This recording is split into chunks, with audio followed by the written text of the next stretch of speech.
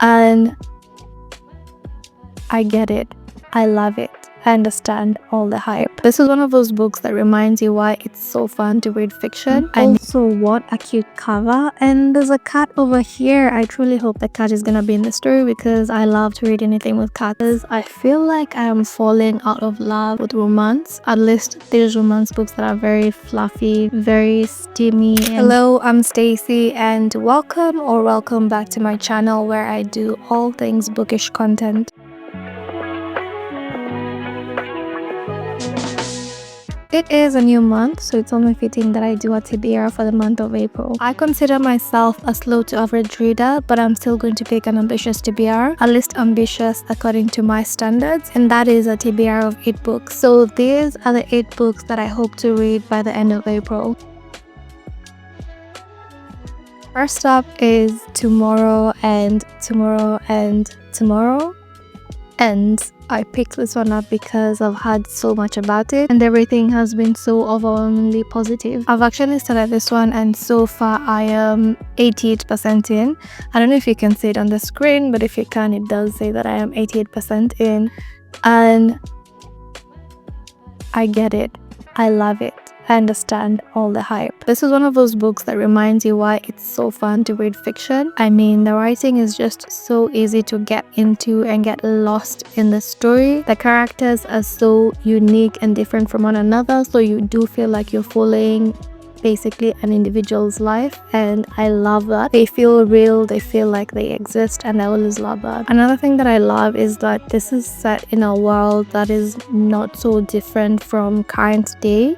So it just feels like an experience you can so easily relate to because it's so close to the current world we're living in. Tomorrow and Tomorrow and Tomorrow follows 2 characters, Sadie and Sam. They were childhood best friends, but at some point life pulled them in different directions, and years later when they are both in university they meet again and they decide to create a video game together. The story is a few years back. I think they are in university around 1997, which enabled it to, at least for me, bring back so many nostalgic feelings, but at the same time feel like it's such a representation of current day-to-day life. For one, when they were looking for inspiration or when they were talking about games that they loved, they were talking about games that I played as a kid. For example, they mentioned games like Super Mario, which is something I used to be obsessed with. They also mentioned a bunch of other games, some that I remembered, some that I actually played, and it's just so fun to read about all that. And the characters, oh my god, the characters. Some I found myself at times feeling sorry for him, empathizing with him and his situation.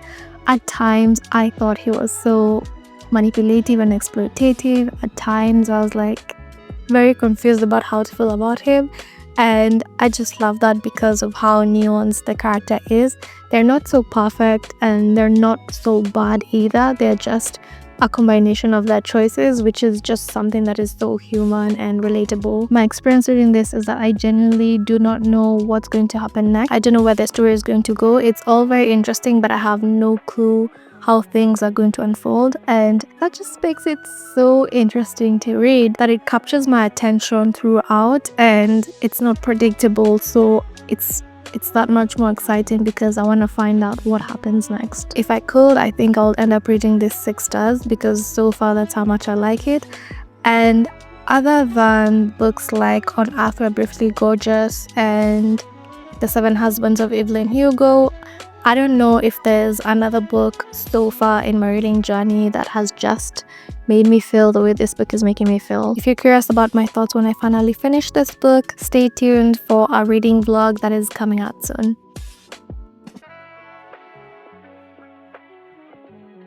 Dream Count by Chimamanda. This honestly has been everywhere and I've tried my best not to look closely into every single post I've seen on social media just so that I can avoid spoilers. What I do know so far is that it has themes of friendship, adulting, building a career, and just in general the ups and downs of life. I'm guessing it's one of those books that explores the human experience through rich, relatable characters, and I'm all for that. I'm also finding that the older I get, the more I appreciate stories about characters that are also adults or new adults or young adults, and they're navigating the challenges of being an adult and trying to be independent, trying to build a career, start a family if that's what you want to, and all these other milestones that we're told we're meant to have as we grow older. I have a feeling dream count might get a little heavy, and so far in Tomorrow and Tomorrow and Tomorrow, I've reached a point where the story is getting a little bit sad, a little bit dark. Not sure how that's gonna pan out, but I think after reading those two books, I want to follow up with something that feels warm and cozy. So Days at the Morisaki bookshop felt like the perfect fit.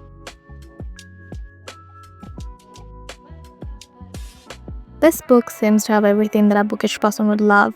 We have a bookshop, we have lots and lots of books, we have a main character who runs a bookshop and spends most of her time there, so what more could a bookish person want? According to the book blurb, the main character just experienced a breakup. Through running the bookshop, she should slowly find her way into a space of healing and slowly being able to move on. So that makes Days at the Morisaki bookshop book number 3. I don't know if you can see what's on the screen of the kobo every time I raise it, but I hope you can. Also, what a cute cover, and there's a cat over here. I truly hope the cat is gonna be in the story because I love to read anything with cats.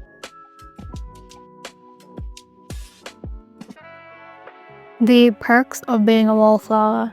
I've known for a while there's a movie based on this book, but I've never watched the movie, and I decided very recently that I do want to watch the movie, but of course I have to read the book first before I watch the movie. I had completely forgotten about the movie until I saw the cover, and then I realized that some of the actors there are Emma Watson and Nina Dobrev, 2 actresses that I absolutely love. Emma, of course, was amazing as Hermione in Harry Potter, and that's the first time that I saw her in character, but I think there's a whole other generation that only knows her as Belle from Beauty and the Beast. And Nina was really good as Catherine and Elena in The Vampire Diaries, and these are 2 shows that I grew up watching. Truth be told, Elena's character became quite annoying at some point, but I still love the actress herself. So I'm curious about the movie, but I absolutely cannot watch it without reading the book because everybody knows most of the time the book is always better, but I don't know if that will be the case. The only thing I'm worried about is that I made the mistake of looking at reviews on Goodreads, and now I'm a little bit nervous. There are tons of glowing reviews, but there are also a few critical ones, and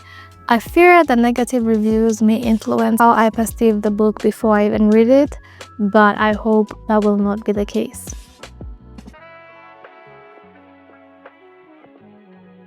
Next is The Poppy War by R.F. Kuang. So far, I have only read Yellowface by this author, and that book was a chaotic masterpiece. She is such a skilled author, and honestly, the character that she created in Yellowface is a person I hope I never met in real life, because these are the people that do such crazy things that they should be in jail, but the crazy things that they do are not enough to count as illegal and worth being in jail for. Well, some of them are, but she's so good at manipulating the truth that you will never know it's her, even if you see footage, even if all the proof points to her being guilty. You might still doubt yourself because of how manipulative she is. After finishing Yellowface, I knew that anything R.F. Kuang publishes is something that I want to read, and The Poppy War plus Babel have been on my TBR for the longest time, so I decided to just at random pick one of them, and I've decided to start with The Poppy War. According to a note she left on Goodreads, she said The Poppy War is more like Avatar, but it is darker, it's more violent, and it has a more mature tone to it. Aside from Avatar The Last Airbender, she said she also drew inspiration from Game of Thrones, which is one of the best series out there. But she did make sure to clarify that The Poppy War is nothing like Game of Thrones or Avatar, but she was inspired in terms of the tone and complexities in the stories. Those 2 shows are also some of my all-time favorites, so really, aside from the name R.F. Kuang, it's like another bonus. The Poppy War is a trilogy, so after The Poppy War, we do have 2 other books, and those 2 books count as book 6 and book 7 on my list of 8 books.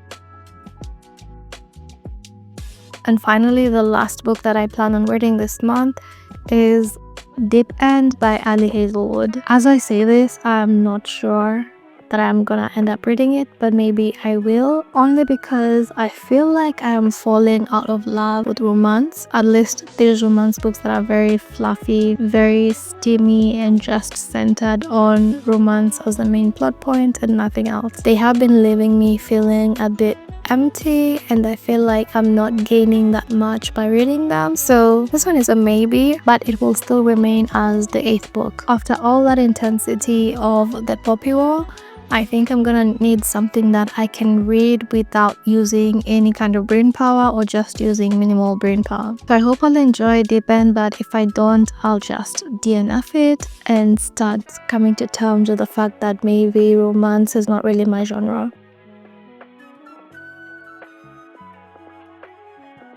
And that's it for this video. Those are the 8 books that I hope to read in April. Thanks for watching, and don't forget to give this video a thumbs up if you enjoyed it, and subscribe to my channel for more bookish content.